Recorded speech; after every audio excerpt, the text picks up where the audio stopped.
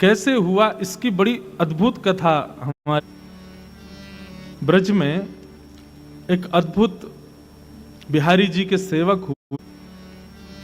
ब्रज में एक अद्भुत बिहारी जी के सेवक हुए, उनका नाम था श्री बिहारिन देव जी।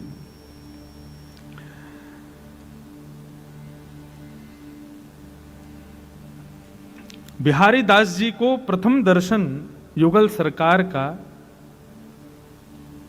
कैसे हुआ इसकी बड़ी अद्भुत कथा हमारे हरिदासी परंपरा के वैष्णवजन सुनाते हैं। बिहरत लाल बिहारिन दो यमुना जी के तीरे तीरे। इतना सुंदर वर्णन है, बहुत ध्यान से सुनो।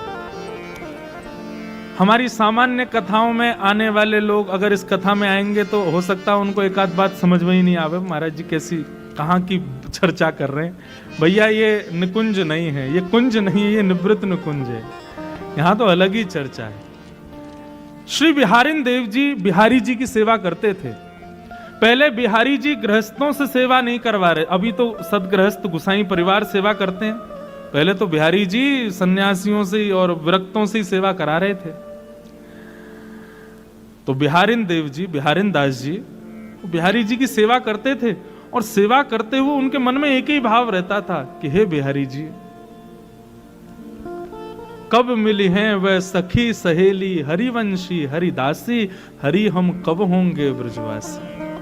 ये ब्रजवासी, ये बिहारिन देव जी का भाव इसलिए कि हमको अप्रकट वृंदावन कब मिलेगा, जहां स्वयं श्री हरिदास जी विराज रहे हैं, जहां स्वयं आचार्य चरण विराजते हैं, उस वृंदावन का दर्शन कब होगा जहां आप युगल स्वरूप धारण करके विचरण करते हो, जहां यमुना में जल नहीं केसर युक्त सुगंधित जल बहता है, जहां पर यमुना के तट पर रेणुका की बालू नहीं मड़ियों की बालू है, जहां पर वृंदावन में वृक्षों पर कोयल चहकती नहीं है, चिड़ियाएं चहकती नहीं है, श्री राधा श्री कृष्ण नाम ध्वनि प्रकट करती हैं, जहां पर जिस अप्रकट वृंदावन में रहने वाले मानवों का भोजन पानी केवल आपके दर्शन मात्र हैं, उस वृंदावन का मुझे कब आस्वादन होगा। अप्रकट वृंदावन का थोड़ा भाव समझो। अप्रकट वृंदावन में यमुना जी नहीं बहती, या अप्रकट वृंदावन में सुगंधित श्री ठाकुर जी और किशोरी जी के चरणों का चरणामृत बहता है, सुगंधी आती रहती है। अप्रकट वृंदावन में श्री यमुना जी के तट की बालुका मणियों की है। अप्रकट वृंदावन में जो दर्शनार्थी भ्रमण करते हैं वो कहीं भोजन पानी करने के लिए बैठते नहीं है, उनका भोजन पानी आस्वादन सब कुछ श्री प्रियालाल जी के दर्शन हैं। ऊंची ऊंची अटारियों पर वैष्णव जन खड़े होकर के केवल निहारते रहते हैं, कहां श्यामा श्याम की लीला चल रही है, तुरंत दौड़ करके वहां पहुंच जाते हैं, और पहुंच करके ऐसे बैठते हैं कि उनको विक्षेप ना हो, केवल उनका दर्शन करना ही उनका सर्वस्व है। श्री बिहारिन देव जी बिहारी जी की सेवा करते हुए बोले, हे नाथ, मुझे भी उस अप्रकट वृंदावन में ले चलो। नित्य ये प्रार्थना करते थे बिहारी जी से। एक दिन बिहारी जी ने सुन ली, और श्री बिहारिन दास जी यमुना के तट पर सुबह सुबह भोर में दातुन कर रहे थे, और दातुन करते करते करते करते सुगंधी आने लगी, रेणुका मणियों में बदल गई, यमुना जी का जल हल्का हल्का पीत वर्ण का हो गया, अद्भुत सुगंधी यमुना जल में से आने लगी। वृक्षों पर बैठे हुए पशु पक्षी सब राधा कृष्ण नाम उच्चारित करने लगे। रसिक जन दौड़ दौड़ करके ठाकुर जी के दर्शन की अभिलाषा से घूमने लगे। इतने में ही सघन कुंज दिखाई दिया, और सघन कुंज में दोनों युगल सरकार एक दूसरे के गले में गलवैयां डाले चलते हुए आ रहे हैं। ये बिहारिन दास जी को दर्शन हुआ, और उन्होंने इस पद में उसका वर्णन किया। बिहरत शब्द समझिएगा, हम ज्यादा व्याख्या नहीं करेंगे बस, लेकिन आप प्रयास करना कि समझो कैसा रूप है। बिहरत लाल बिहारिन दो यमुना जी के तीरे तीरे, बिहरत लाल बिहार बिहारिन दो यमुना जी के तीरे बिहरत लाल बिहारिन दो यमुना जी के तीरे तीरे बिहरत लाल बिहारिन दो यमुना जी के तीरे तीरे अद्भुत अखंड मंडल भुव पर बरभामिनी भुज वीरे वीरे अद्भुत अखंड मंडल भुव पर बरभामिनी भुज वीरे तामे द्वैशशि श्रवत सुधाश्रम तामे द्वैशशि श्रवत सुधाश्रम जलकन मुख छवि नीरे नीरे जलकन मुख छवि नीरे नीरे उपजत किरण कपोल विमल हसी उपजत किरण कपोल विमल हसी लस दस नावली हीरे हीरे लस दस नावली हीरे विचार करो बंधु, चिंतन करो। शामा शाम एक दूसरे के गले में गलवैयां डाल करके चलते हुए आ रहे हैं, मंद मंद मुस्कुरा रहे हैं। सूर्य की किरण पड़ने पर दोनों के मुखमंडल पर छोटे छोटे प्रश्वेत के बिंदु हैं। मुस्कुरा रहे हैं तो गालों पर कपोल भी ऐसे चमक रहे हैं मानो दो दो चंद्रमा प्रकट हो गए हों। जब मुस्कान प्रकट हो गए तो ऐसे लगे कि मानो दांत नहीं है, हीरे जैसे दांत हैं दोनों युगल बिहारी के। बेहरत लाल बिहारिन दो यमुना जी के तीरे तीरे बेहरत लाल बिहारिन दो यमुना जी के तीरे तीरे कुंज गगन घन अलक बदरिया कुंज गगन घन अलक बदरिया चलत परस्पर सिरे सिरे चलत परस्पर सिरे सिरे कुंज गगन घन अलक बदरिया कुंज गगन घन अलक बदरिया चलत परस्पर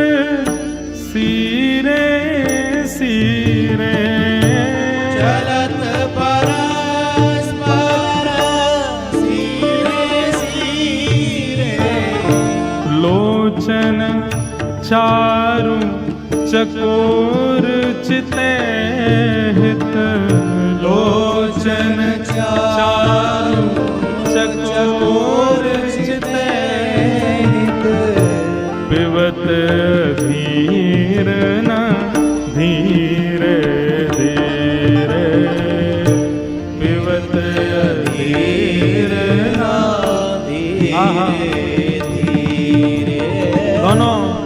मुगल सरकार मधुर चाल चलते भय आ रहे हैं, तभी जोर की हवा ब्यार बहे तो श्री किशोरी जी की अलकावलियां मुखमंडल पर आ जाती हैं, तो ऐसा लगता है मानो पूर्णिमा के चंद्रमा के आगे बादल आ गए हों, वह भी उसकी शोभा बढ़ा रहे हैं। लोचन चारु चकोर चिते हित पिबत अधीर न धीरे धीरे।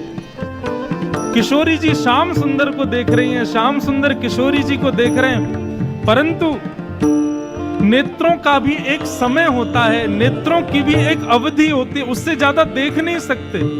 जैसे जीव को पानी मिलने पर प्यास बुझ जाती है, ऐसे नेत्रों को भी दर्शन मिलने पर दृष्टि शांत हो जाती है। परंतु यहाँ पर ऐसी स्थिति है कि जितना पानी पी रहे हैं उतनी प्यास और बढ़ रही है।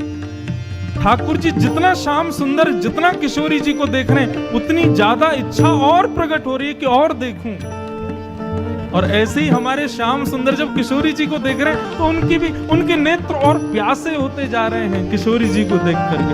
ये दृश्य श्री बिहारिन देव जी को दिख रहा है। बिहरत लाल बिहारिन दो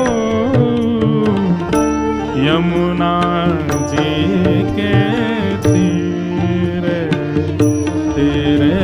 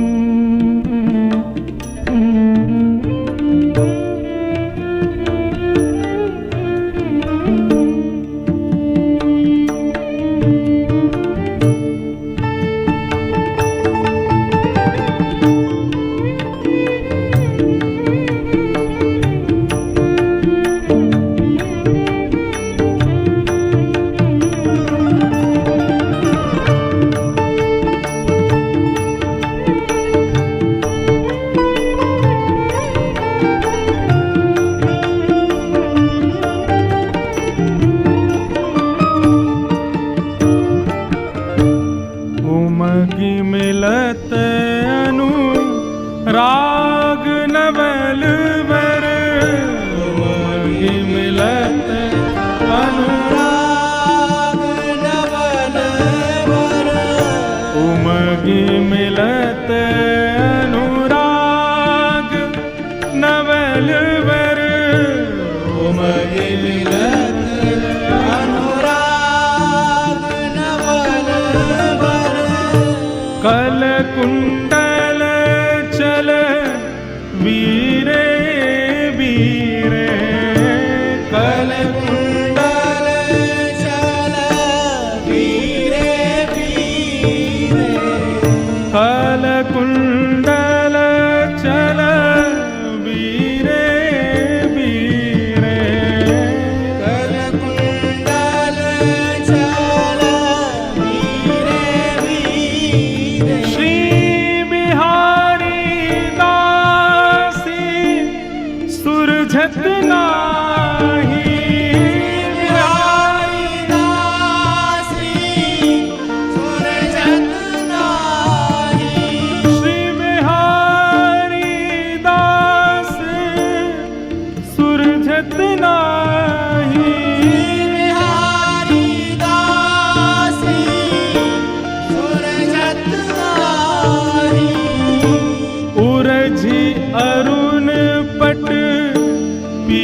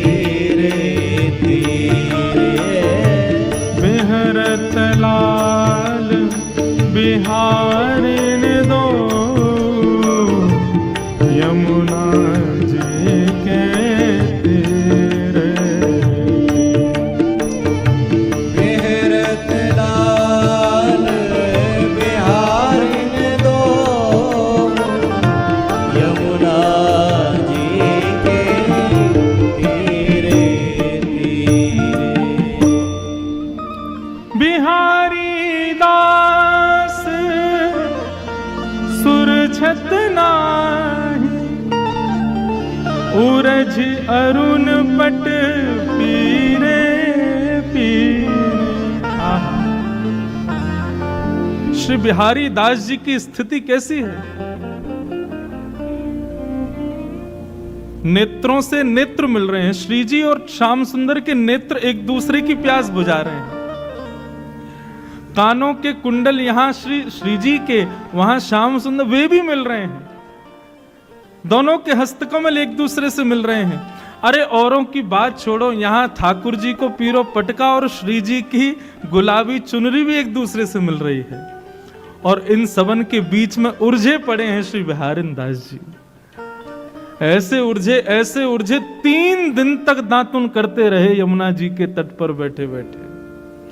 और 3 दिन तक वहां निधिवन राज में बिहारी जी के दर्शन ही नहीं हुए। क्यों? बिहारी दास जी सेवा करते थे और वो 3 दिन से वहीं यमुना पुलिन पर बैठे, अब प्रकट वृंदावन का दर्शन कर रहे हैं। हमारे हरिदासी परंपरा के वैष्णवों का प्राण धन है ये पद। दातुन करते करते करते करते करते और इस रूप का दर्शन, इस माधुरी, इस अद्भुत भाव का दर्शन, भाव साम्राज्य में प्रवेश कर गए। 3 दिन में अविरल रक्त धार मुख से बहने लगी। कपड़ों पर होते हुए वो धार बहती हुई यमुना जी में जाकर के मिल गई।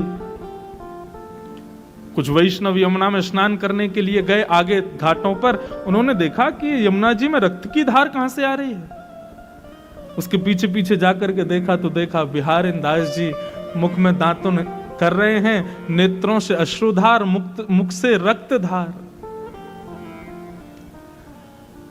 कुछ हरिदासी परंपरा के वैष्णवों ने आकर के कान में कहा, कुंज बिहारी श्री हरिदास।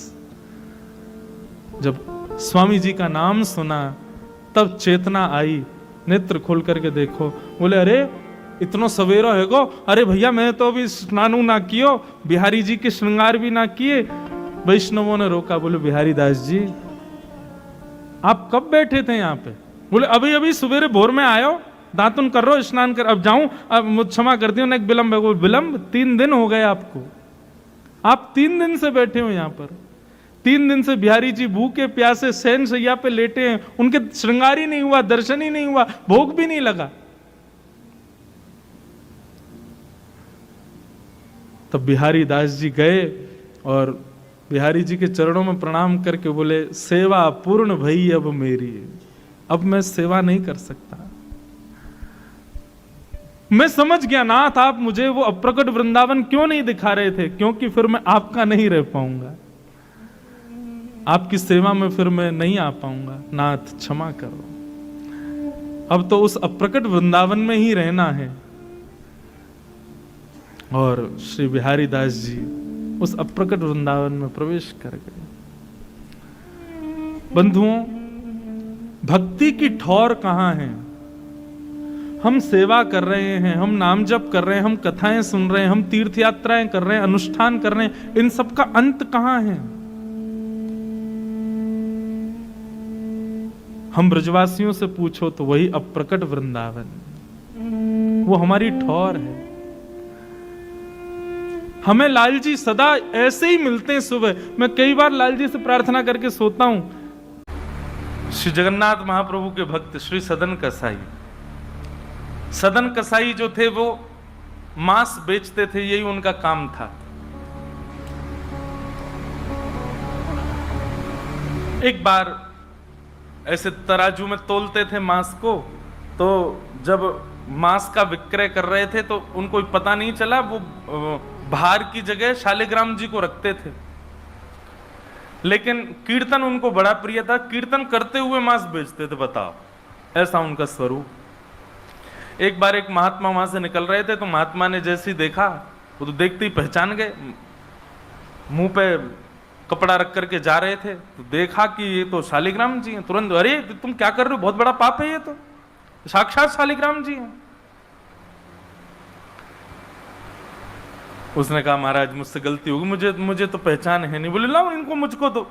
शालिग्राम जी ले लिए महाराज, जाकर के शुद्ध नदियों के जल से स्नान कराया, पंचामृत स्नान कराया, इत्र लगाया, चंदन लगा करके चांदी के सिंहासन पर बैठा के माला पधरा दी।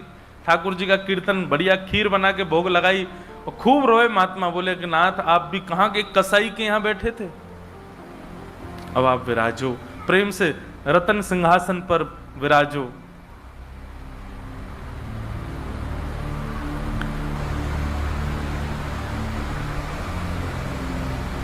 ठाकुर जी विराज गए। रात्रि को महात्मा के स्वप्न में आए और स्वप्न में आकर के बोले सुनो, सुबह होते ही हमको ले जाओ और हमको वो सदन कसाई के पास छोड़ के आओ। महात्मा बोले वहां प्रभु मांस बेचता है, वो आपको तोलता है, तोलने के लिए भार बना करके रखता है, आप उसके यहाँ क्या करेंगे? ठाकुर जी कह रहे हैं हम जितना कह रहे हैं उतना करो बस। बोले नाथ ये तो वेद विरुद्ध हो जाएगा, ये तो शास्त्र विरुद्ध हो जाएगा, मैं आपको कैसे वहां छोड़ के आ सकता हूं? आपको वहां क्या सुख मिल रहा है? वो शुद्ध नहीं, पवित्र नहीं, उसका स्थान अच्छा नहीं, मांस विक्रय करने वाला व्यक्ति, महापापी व्यक्ति, वहां क्यों जाना है आपको? ठाकुर जी बोले कहीं पर हमको स्नान करने में सुख मिलता है, कहीं हमको सिंहासन पर बैठने में सुख मिलता है, कहीं भोजन करने में सुख मिलता है, कहीं माला पहनने में सुख मिलता है, सदन कसाई के हमको लुढ़कने में सुख मिलता है। उसके तराजू में जब वो तराजू से तोलता है तो हम इधर उधर लोटपोट होते हैं, हमको उसमें बहुत आनंद आता है, हमको छोड़ के आओ उसके पास ही। और वो मांस विक्रय करता है, चलो जो भी है, लेकिन जब उसके यहाँ तोला जाता है और वो तोलते समय हम लुढ़कते हैं तो वो कीर्तन गाता है, वो मुझे बहुत अच्छा लगता है, मुझे उसके पास छोड़ के आओ। न जाने कौन से गुण पर दयानिधि रीझ जाते। कभी कभी हमको ऐसा लगता है कि कुछ ना कुछ करते रहो बंधुओं, किसी से तो रीझ जाएंगे ठाकुर जी, कभी तो रीझेंगे, कभी तो उनको कोई ना कोई चीज तो भाएगी हमारी। इसलिए आशा मत छोड़ो, लगे रहो, कुछ ना कुछ करते रहो। पर एक बात, चतुराई से नहीं, जान करके नहीं, बिना जाने भोले बनकर, सहज बनकर के करते रहो, ना जाने किस भाव से रीझ जाए। सदन कसाई के पास महात्मा वापस आ गए और आकर के शालिग्राम जी देने, सदन कसाई बोलो नाथ यहाँ क्यों ले आए इनको दोबारा, यहाँ तो मांस बिकता हूं मैं, बहुत गंदा स्थान है ये। बोले धरो इनको अपने पास ही। ठाकुर जी रात में स्वप्न में आकर के कह के गए कि उनको तुम्हारे संग ही रहना है। मुझे कथा पढ़ते समय लग रहा था सदन कसाई की क्या स्थिति हुई होगी जब महात्मा ने कहा कि ठाकुर जी ने स्वप्न में आके कहा कि उनको तुम्हारे पास ही रहना है। हाथ पांव कांपने लगे, नेत्रों से अश्रुधार गिरने लगे सदन कसाई के। मन में विचार करते हुए कहता है कि मैं इतना पापी, इतना गंदा इंसान, और ये ठाकुर जी मुझसे मिलने के लिए मेरे पास चले आए। मैं इनके लिए इतना भी नहीं कर सकता कि ये दूषित काम ना करूं। ज्यादा से ज्यादा क्या होगा, भोजन ही तो नहीं मिलेगा मुझे, धन ही तो नहीं कमाऊंगा, लेकिन इससे बड़ा और धन क्या चाहिए कि ठाकुर जी मेरे से मिलने के लिए व्याकुल हो रहे हैं। उसी समय सदन कसाई ने अपनी दुकान बेच दी, सब काम बंद कर दिया और बस अपने ठाकुर जी के लिए जीवन जीने लगा। आप मुझसे मिलने के लिए तड़प रहे थे नाथ, अब मैं तड़पूंगा आपसे मिलने के लिए, मैं आऊंगा आपसे मिलने के लिए। और निकल पड़े सदन कसाई जगन्नाथपुरी की ओर। पूछा लोगों से कहां है पुरी, लोगों ने दिशा बता दी। बोले वहीं विराज रहे हैं जगत के नाथ, वहीं विराज रहे हैं साक्षात नंदन नंदन। एक बात बताएं बंधुओं, सतयुग, त्रेता, द्वापर, कलयुग, 4 युग हैं। सतयुग के पूज्य ठाकुर जी, अर्चनीय ठाकुर जी हैं श्री बद्रीनाथ भगवान। सतयुग के जितने भी लोग हैं उनकी मनोकामना पूर्ति हो, उनकी सिद्धि पूर्ति हो, उनकी अर्चना का केंद्र हो, उनकी साधना का केंद्र वो बद्रीनाथ ही है। इसलिए बद्रीनाथ जब जाते हैं तो वहां हमको सामान्य कलयुगी व्यक्ति वहां रुक नहीं पाता ज्यादा दिन। एक प्रैक्टिकल है, अगर आप बद्रीनाथ में ज्यादा टिक नहीं पा रहे हो तो इसका मतलब है कि आप पूर्ण रूपेण कलयुग ने आपको जकड़ रखा है। वो लोग बुरा ना माने जो लोग बेचारे नहीं रुक पाते वहां पे। भले चाहे कुछ हो, ऑक्सीजन कम हो जाएगी, ब्लड प्रेशर हाई हो जाएगा, सांस नहीं आएगी। और महाराज कई लोगों को मैंने देखा है, अपना अनुभव किया है, वो बद्रीनाथ जाते हैं, कमरा में घुसे नहीं कि उनको पता नहीं क्या ऐसा हुआ पकड़ लेता, वो दर्शन तक नहीं जा पाते, वो बस एक ही रट लगाते हैं, हमको वापस भेजो, हमको वापस भेजो, हम रुक नहीं पाएंगे यहाँ पे। तो बद्रीनाथ जो है ये सतयुग का स्थान है, सतयुग का धाम है, सतयुग के लोगों का पूजा का अर्चना का केंद्र है। त्रेता का स्थान है श्रीरंगम और रामेश्वरम। श्री राम जी के अर्चनीय ठाकुर जी हैं श्री रंगनाथ भगवान, शेष शैया पर जो ऐसे पौड़े हैं, श्रीरंगम त्रिचिरापल्ली में, कावेरी के तट पर, वहां पर श्रीरंगम, ये त्रेता के ठाकुर जी हैं। और द्वापर का तीर्थ है द्वारिका, द्वारिकाधीश ये द्वापर के ठाकुर जी हैं, द्वापर के लोगों के अर्चना के और पूजा के, साधना के, मनोकामना पूर्ति के केंद्र के स्थान श्री द्वारिकाधीश। और कलयुग के अर्चनीय ठाकुर जी हैं श्री जगन्नाथ महाप्रभु, श्री जगन्नाथ महाप्रभु। इसलिए आपको कहीं कहीं कलयुग दिख जाएगा जगन्नाथपुरी में, चले जाओ बीच साइड पे, ऐसा लगेगा दूसरा गोवा है क्या, कहीं कहीं। क्यों? आपको कलयुग में जैसा स्वभाव का व्यक्ति होता है वैसे हर स्वभाव का व्यक्ति आपको जगन्नाथपुरी में जरूर मिलेगा। खाने पीने वाला भी मिल जाएगा, बाकी के सब व्यसन करने वाला भी आपको जगन्नाथपुरी में जरूर मिलेगा। और श्री जगन्नाथ महाप्रभु उन पर भी कृपा करते हैं क्योंकि कलयुग के ठाकुर जी। एक बार किसी के मन में संशय उत्पन्न हुआ कि जगन्नाथपुरी जैसे तीर्थ में, धाम में ये सब कैसे?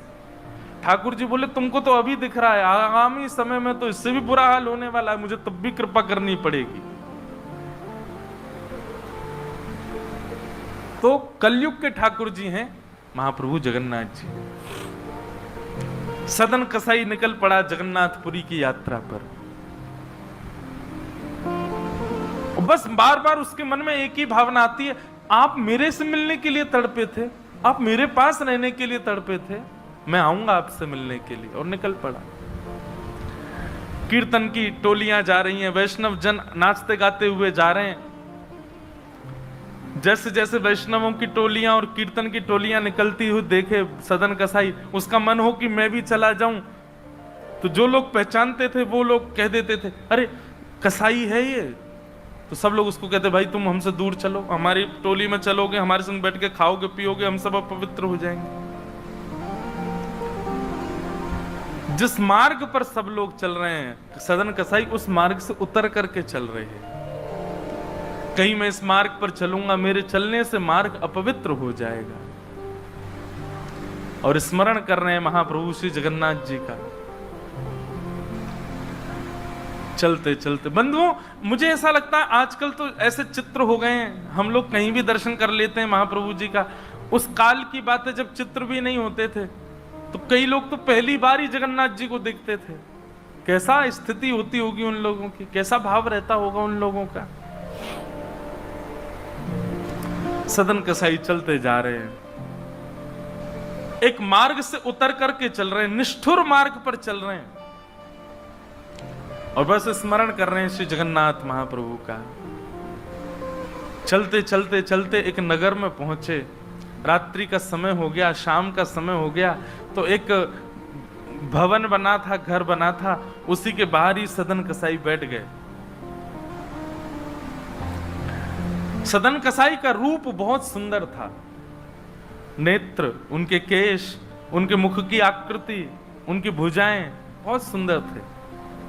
भले ही कसाई थे पर सुंदर थे।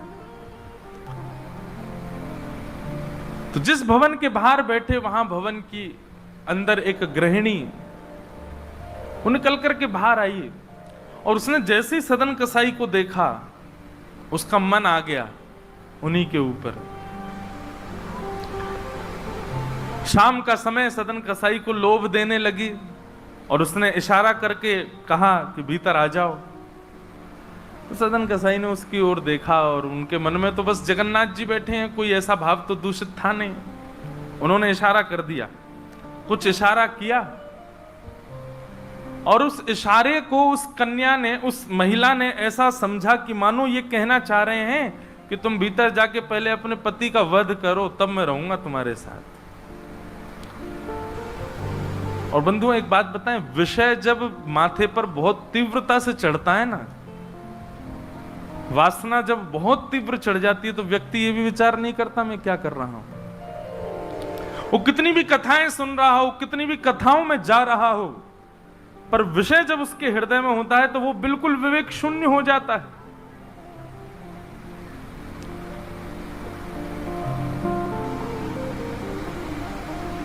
विषयों का मतलब, विषय भोगने से पाप कम लगता है, पर विषय जब सिर पर हावी होता है तो उस समय जो हम विवेक शून्य हो जाते हैं उससे पाप ज्यादा लगता है हमको।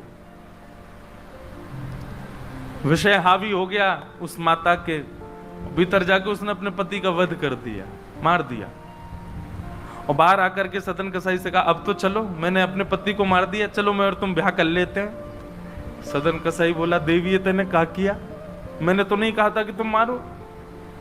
बोले हो तुम झूठ बोलते हो, तुमने ही तो कहा था कि उसका वध कर दो तब रहूंगा।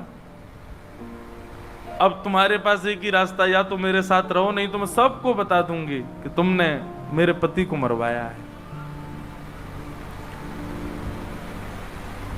पर जिनके हृदय में श्री ठाकुर जी विराजमान है, उनको अन्य किसी के लोभ की इच्छा नहीं होती। उन्होंने कहा ज्यादा से ज्यादा मार दोगी मुझको और क्या, बदनामी होगी, सब होगा, लेकिन मैं अपनी स्थिति से नहीं हट सकता।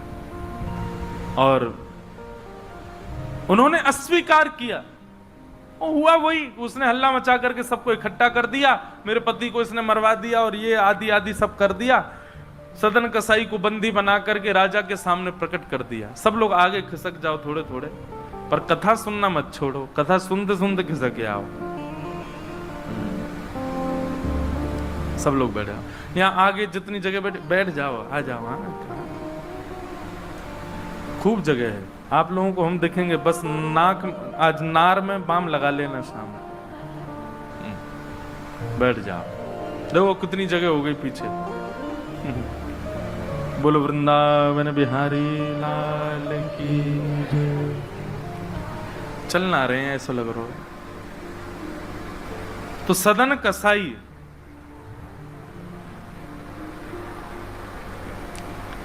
उसने, देखो ये बात करने को किसने कहा आपसे, आपस में बात नहीं करो, इधर देखो सब लोग, कथा सुनो, बस खिसक के बैठ जाओ चुपचाप।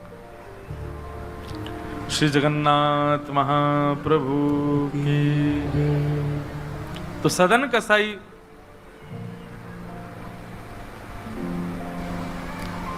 राजा के यहां उसको प्रस्तुत कर दिया, बंदी बना दिया, और बंदी बना करके कहा कि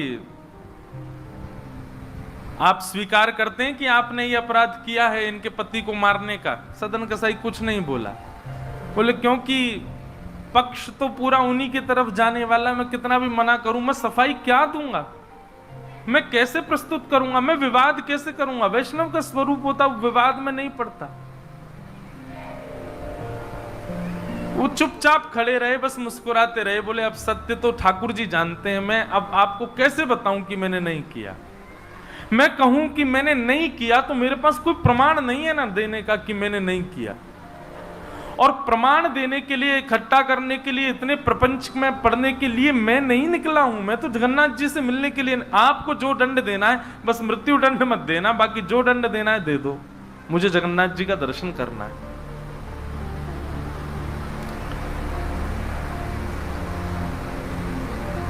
राजा ने सदन कसाई की बात तो मानी कि मृत्यु दंड तो नहीं दिया, पर कहा कि जिन हाथों से तुमने उस व्यक्ति का वध किया उन हाथों को हम काट देंगे। सदन कसाई बोले मैंने एक बार एक कथा में सुना है कि श्री जगन्नाथ जी की भी भुजा नहीं है, लो काट दो। जैसे मेरे स्वामी वैसा मैं, और अपनी दोनों भुजाएं आगे कर दी। मेरे स्वामी भी तो ऐसे ही रहते हैं। अच्छा एक बार की बात है, गोस्वामी तुलसीदास जी दर्शन करने गए जगन्नाथ जी का, और जैसे ही जगन्नाथ जी को देखा तुरंत नेत्र बंद कर लिए। बोले राम राम राम राम जी, मैंने क्या देख लिया। तुरंत बाहर निकल करके आए, भागे मंदिर से दूर। किसी ने रोका, बोले क्या हो गया गोस्वामी जी। बोले ये मेरे ठाकुर जी हैं ही नहीं, कैसे ठाकुर जी, इनकी तो आंख पिघल गई, मुख पिघल गया, हाथ पिघल गए, पैर है नहीं, ये मेरे ठाकुर जी कैसे? मैं तो अभी रात में तो कहीं नहीं जा सकता, पर सुबह होते ही चला जाऊंगा, मैं जीवन में कभी नहीं आऊंगा। इतने ज्यादा भयभीत हो गए।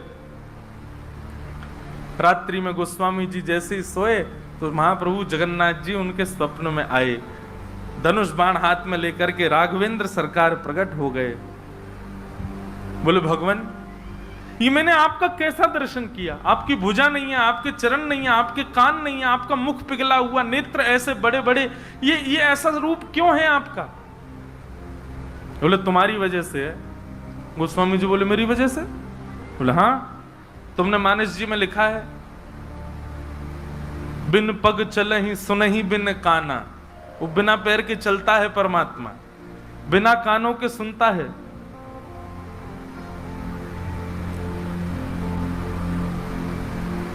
निज कृत कर्म करहु विधि नाना। बिना हस्त कमल के कई सारे काम कर देता है।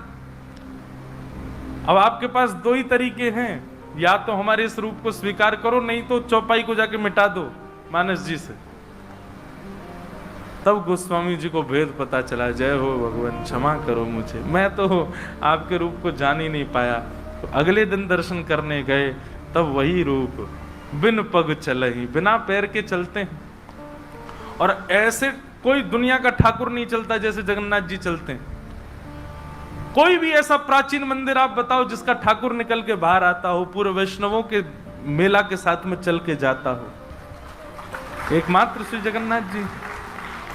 और सुनो, आप लोग कभी दर्शन करना, श्री जगन्नाथ जी मंदिर में जाओगे तो जो गरुण स्तंभ है, जहां पर गरुण जी विराज सब लोग गले मिलते हैं, वहां पर उस गरुण स्तंभ के पीछे भोग घर है ठाकुर जी का। ठाकुर जी का जो प्रसाद है वो वहां रखा जाता है, गरुण स्तंभ के पीछे। और श्री जगन्नाथ जी कहां बैठे? भीतर गरुण स्तंभ वाला सभागृह, फिर उसके बाद एक सभागृह और है, फिर तीसरे गर्भगृह में वहां जगन्नाथ जी बैठे हैं। मतलब जगन्नाथ जी से और जगन्नाथ जी का जो भोग घर है, जहां पर भोग रखा जाता है, वो कितना दूर है? 1 2 3 तीसरी बेड़ी पार करके है। और आप कभी भी देखना, महाप्रसाद का भोग वहीं लगता है। ठाकुर जी को इतनी दूर रखा जाता है भोग, क्यों?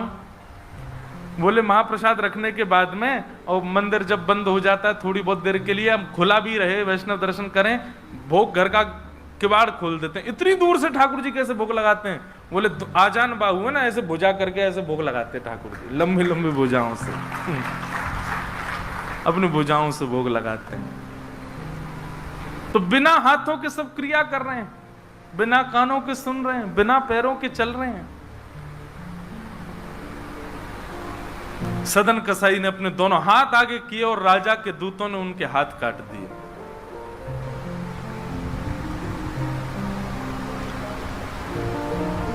पीड़ा में नहीं है, प्रसन्नता में है। आंसू तो निकल रहे हैं नेत्रों से, पर प्रसन्नता के आंसू हैं कि नाथ, आपने किसी रूप में तो मुझे स्वीकार किया। चलते जा रहे हैं, रक्त बह रहा है दोनों तरफ से। बस रास्ते में एक ही प्रार्थना कर रहे हैं, नाथ, है तो ये शरीर ही, और यही माध्यम है मुझे आपके दर्शन का। इसमें जो ये पीड़ा हुई है, जो रक्त संचार हो रहा, रक्त जो निकल रहा है, बस इससे केवल ठाकुर जी इतना रक्त बचने देना भीतर कि मैं जगन्नाथपुरी पहुंच जाऊं, आपका दर्शन कर लूं, उससे पहले मेरे प्राण ना निकल जाए। और चलते जा रहे हैं। ऐसी लगन हमको कभी नहीं लग सकती बंधुओं, इस जन्म में तो नहीं लग सकती। हम लोग केवल बड़ी बड़ी बातें कर सकते हैं, बड़ी बड़ी बातें सुन सकते हैं, ऐसे प्रेमी हम जगन्नाथ जी के कभी नहीं बन सकते।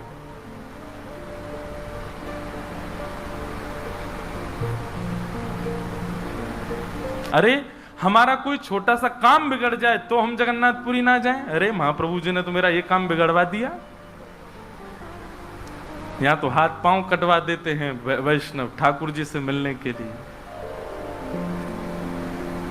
सदन कसाई जैसे ही श्री क्षेत्र में उन्होंने प्रवेश किया, और जैसे ही प्रवेश किया ब्रह्म वेदी पर श्री जगन्नाथ जी झूमने लगे। पुजारियों ने जाकर के कहा, महाप्रभु जी आज्ञा करें, आप इतने प्रसन्न क्यों हैं? बोले मेरा एक भक्त आया है, वो बेचारा बहुत कष्ट में है, आप लोग तुरंत पालकी लेकर के जाइए और उसको लेकर के आइए यहां पर। पुजारी सब पालकी लेकर के दौड़े और पुरी में प्रवेश कर रहे वैष्णवों से पूछने, अरे भैया महाप्रभु जी का कोई भक्त आया है क्या? महाप्रभु जी ने पालकी भेजी है उसको ले जाने के लिए। महाप्रभु जी आज बड़े प्रसन्न हैं, उनका कोई परम वैष्णव भक्त आया है। तो सदन कसाई ने जैसे ये बात सुनी कि पुजारी हल्ला कर रहे हैं, कोई बहुत बड़ा भक्त आया है, महाप्रभु जी ने उसके लिए पालकी भेजी, तो सदन कसाई इतने खुश हो गए, बोले आज ठाकुर जी के दर्शन तो होंगे, उनके एक प्रिय भक्त के भी दर्शन हो जाएंगे, कितना मेरा सौभाग्य होगा। और रही बात, मैं तो बहुत बड़ा पापी हूं, मैं तो रास्ता भर यही सोचता आ रहा था कि मैंने इतना पाप किया, इतना मांस बेचा है जानवरों का, महाप्रभु जी पता नहीं मुझसे नाराज होंगे, पर आज लगता है कोई परम वैष्णव भक्त आया तो महाप्रभु जी का मूड बढ़िया होगा, आज प्रसन्न होंगे। तो प्रसन्न मुद्रा में ठाकुर जी बैठे होंगे, तब मैं दर्शन करूंगा तो मेरे सारे अपराधों को क्षमा कर देंगे। वहां तो भीड़ लग गई पालकी के पास में, बोले हम हैं परम भक्त, और वो सदन कसाई दूर ही खड़े हैं।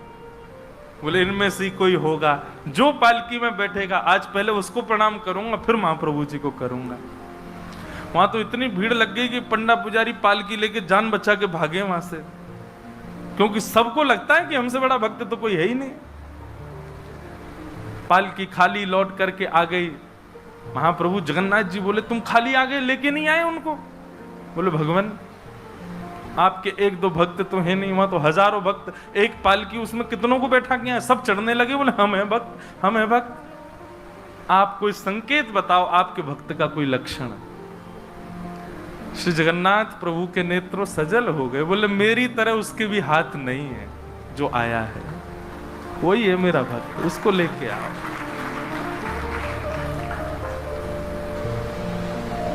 पुजारी पालकी लेकर के दोबारा गए, देखा तो जब श्री क्षेत्र आया ना, तो श्री क्षेत्र आते ही अब सदन कसाई चल करके नहीं जा रहे हैं, दंडवत करते हैं, लेट जाते हैं और फिर लेट करके उठते हैं, फिर आगे बढ़ के फिर लेटते हैं, फिर उठते हैं, दंडवती परिक्रमा की तरह भीतर जा रहे हैं। उसमें भी भुजा नहीं है उनके पास में, लेटते हैं तो उठते कैसे हैं ये देखने पर ही लोगों का हृदय द्रवित हो जाता है, और किसी से सहायता नहीं लेते। वो तो दूर चल रहे हैं ना, उस मार्ग पर ही नहीं चल रहे जहां सब चल रहे हैं। बोले कि मैं चलूंगा तो अपवित्र हो जाएगा मार्ग। एक सर्प के भांति जैसे रिगड़ के सर्प चलता है, ऐसे सदन कसाई आगे बढ़ रहे हैं, और प्रसन्न मुद्रा में मैं महाप्रभु जी से आज मिलूंगा। पुजारियों ने जाकर के जब उनकी स्थिति को देखा, कोई अपने नेत्रों के आंसुओं को रोक नहीं पाया। बार बार महाप्रभु जगन्नाथ जी को प्रणाम करें, कितने दयालु हैं नाथ, कितने कृपालु हैं आप। सदन कसाई को जाकर के पुजारियों ने उठाया, बोले चलो महाप्रभु जी ने तुम्हारे लिए पालकी भेजी। सदन कसाई बोले आपको कोई गलत सूचना मिल गई, मैं नहीं हूं वो भक्त जो इसमें। बोले नहीं तुम ही हो, ठाकुर जी ने आज्ञा करके भेजा है। सदन कसाई बोले अगर मैं पालकी में बैठा तो मेरे अभी प्राण निकल जाएंगे, आप सबसे प्रार्थना है मेरी, मैं महाप्रभु जी की आज्ञा स्वीकार करता हूं, मैं आपके संग चल दूंगा, लेकिन पालकी में नहीं बैठ सकता। चलने लगे, बस इसी बात से प्रसन्न है कि महाप्रभु जी ने मुझे स्वीकार तो किया। और जैसे ही सिंह द्वार पर पहुंचे और दंडवत करते ही जैसे ही श्री पतित पावन भगवान, सिंह द्वार पर ही श्री पतित पावन भगवान है, बाहर ही उनका दर्शन हो जाता है। उनको देखा, देखते ही बोले ये पतित पावन भगवान है, श्री जगन्नाथ जी के ही समरूप हैं, पहले इनका दर्शन करते हैं फिर जगन्नाथ जी का दर्शन होता है। जैसे ही दंडवत किया, अभी तक तो उनको ग्लानि नहीं थी कि मेरे हाथ नहीं है, पर अब दंडवत करते समय उनको तनिक एक ग्लानि सी हुई, काश मेरे हाथ होते तो मैं भी ऐसे दंडवत करता, दोनों भुजाएं आगे कर लेता। और इस भाव से जैसे जो शेष भुजा थे थोड़े से उनको आगे करके रुदन करने लगे सदन कसाई, इतने में ही उनके भुजा निकल करके आ गई और ठाकुर जी ने भुजा प्रदान करके उनके दंडवत को स्वीकार किया। श्री जगन्नाथ। संस्कृत में बड़ी निष्ठा, और जब उन्होंने भागवत जी को पहली बार पढ़ा तो वो आनंदित हो गए। सच में भागवत की संस्कृत सबसे विलक्षण है। बाकी अन्य ग्रंथों की संस्कृत आप पढ़ सकोगे, लेकिन भागवत की संस्कृत थोड़ी सी कठिन है, विलक्षण है। तो श्रीमद् भागवत को जैसे ही उन्होंने पढ़ा तो इतने आनंदित हो गए, बोले कि अब तो यही जीवन है। पूरे दिन उसी को पढ़ते रहते थे। घर वालों ने 2-4 जगह उनको नौकरी के लिए भेजा, लेकिन वो नौकरी छोड़ छाड़ के आ जाते, केवल भागवत पढ़ने में ही उनकी रुचि थी। पड़ोसियों ने कहा कि भैया इसकी बुद्धि ठिकाने लगानी है तो इसका ब्याह कर दो। ब्याह हो गया।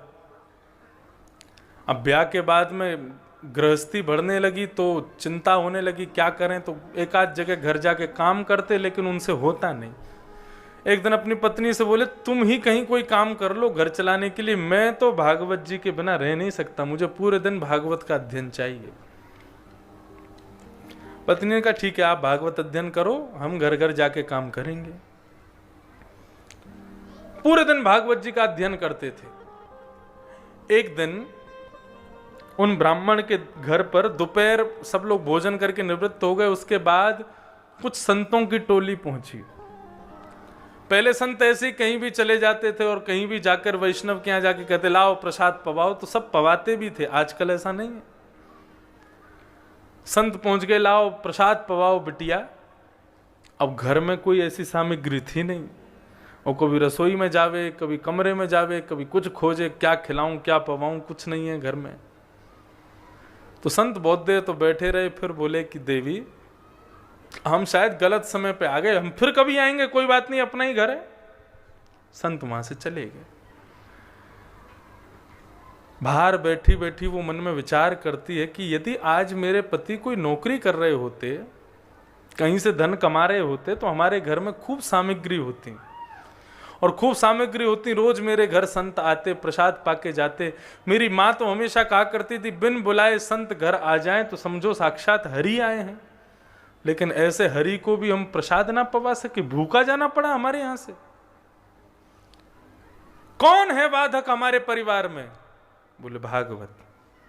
यदि ये मेरे पति के जीवन में नहीं आती तो आज मेरे पति बढ़िया कोई नौकरी कर रहे होते और हम लोग बढ़िया कमा खा रहे होते। अपने पति के पास गई तो वो बैठ करके भागवत जी की ग्रंथ लेकर के पढ़ रहे थे। तुरंत उनके हाथ से भागवत जी का ग्रंथ लिया और बीच से पन्नों को फाड़ करके अपने पति के सिर पर मार दिया। बोले 24 घंटा यही पढ़ते रहते हो, क्या दिया भागवत ने हमको? आज हमारे घर से संतों को भूखा जाना पड़ा। अरे कहीं 2-4 जगह काम करते तो कुछ धन कमाते, हमारे घर में सामग्री होती, संतों को भूखा तो नहीं जाना पड़ता। निकल जाओ घर से बाहर, और जब तक इस भागवत के प्रति तुम्हारी ममता है इस घर में लौट के मत आना।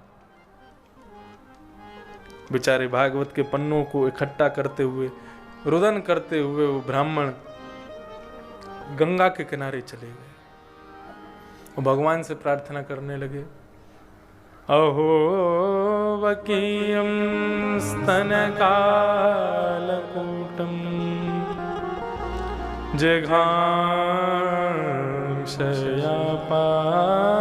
यदप्य साध्वी लेभे गतिन्धा त्रुचितां ततोऽन्यं कंबादयालुं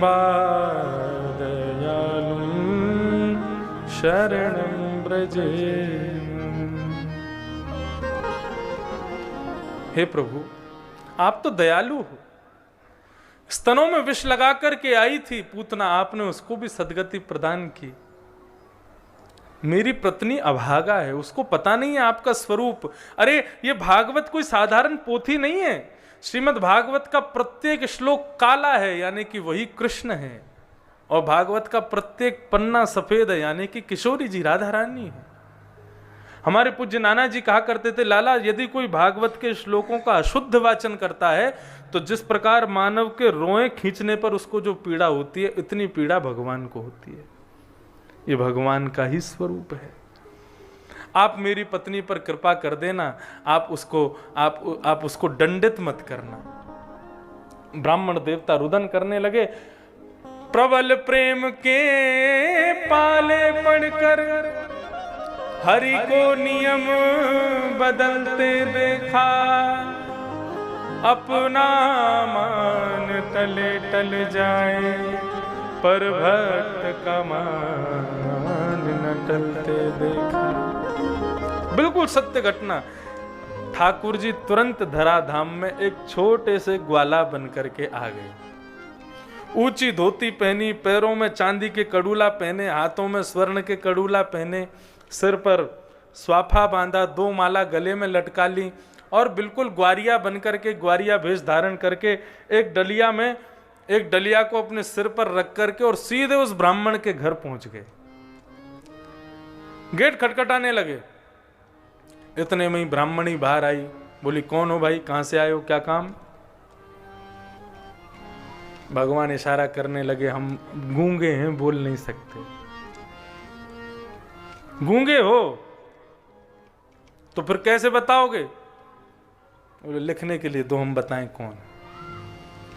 भगवान उसमें बढ़िया लिख करके गए, तुम्हारे पतिदेव हमारे यहां नौकरी करते हैं, लेकिन अपनी वेतन, अपनी तनख्वाह कभी हमसे लेते नहीं है। आज हमको पता चला उनको बहुत जरूरत है, तो उनके जीवन में जितनी उन्होंने हमारे यहाँ नौकरी की वो सारी तनख्वाह इस डलिया में दे करके जा रहे हैं।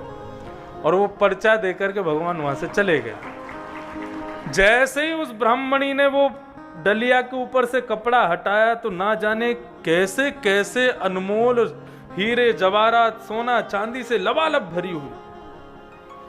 अब वो सोची बताओ, और देखा तो वो तो चला गया इतने में बालक। बोले मुझसे झूठ बोलते थे मैं कहीं काम नहीं करता। जरूर मैं जब कहीं और काम करने जाती थी पीछे से कहीं कहीं अपने काम करे आते थे।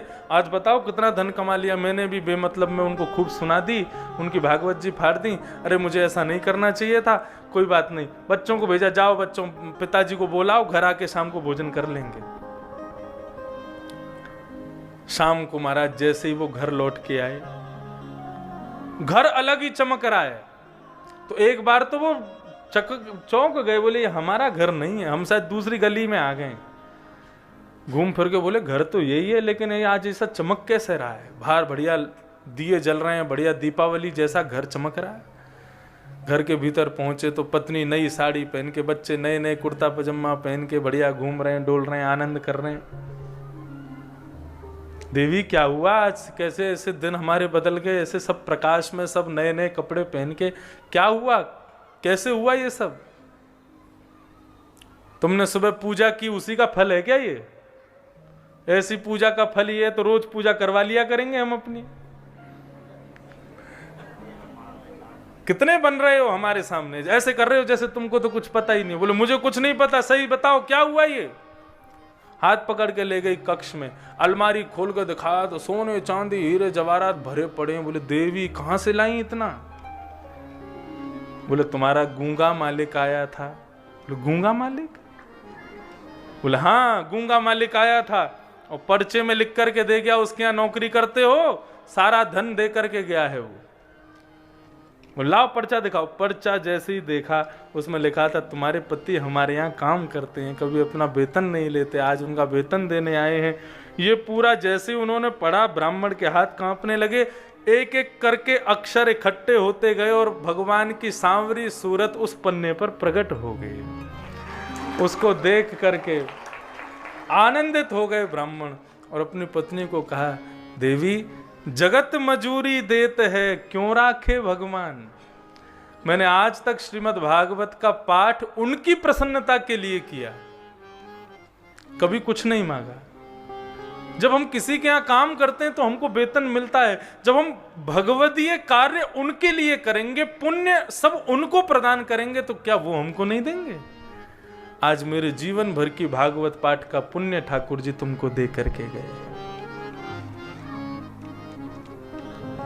इसीलिए भगवान कौन है, भगवान एक बैंक के जैसे हैं।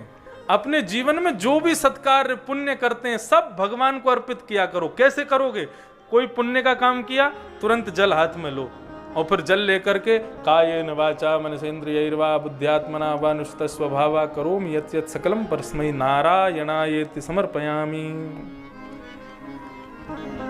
संस्कृत में नहीं बोल सको हिंदी में बोलो, काया से, वचन से, मन से, इंद्रियों से, बुद्धि से मैंने जो कुछ भी पुण्य किया है उसका फल मैं भगवान को अर्पित करता हूं।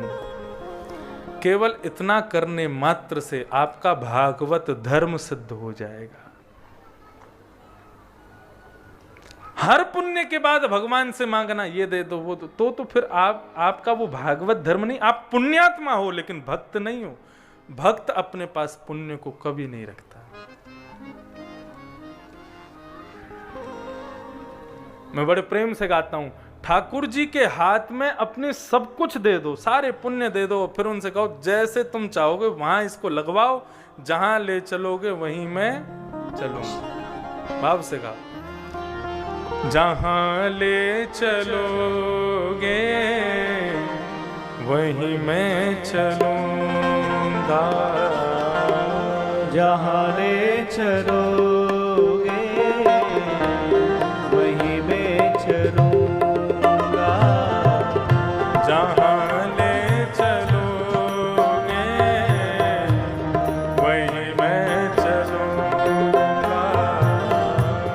जहाँ ले चलोगे वहीं मैं चलूँगा, जहां नाथ रख दोगे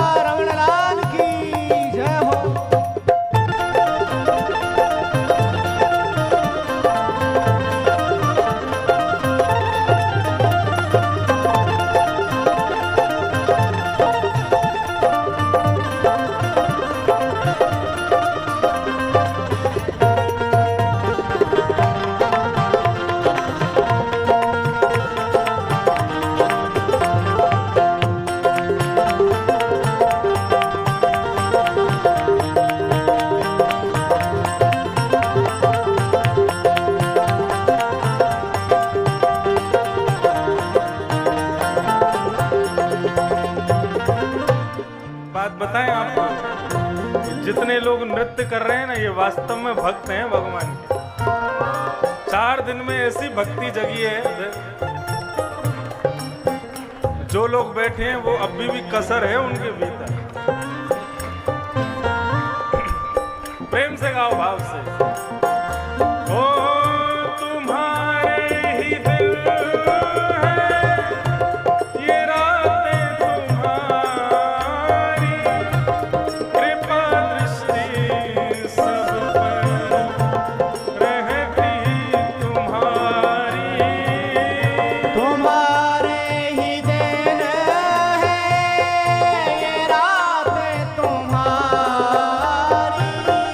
कृपा दृष्टि सब पर रहती तुम्हारी। तुम्हारे ही दिल है, ये रातें तुम्हारी, कृपा दृष्टि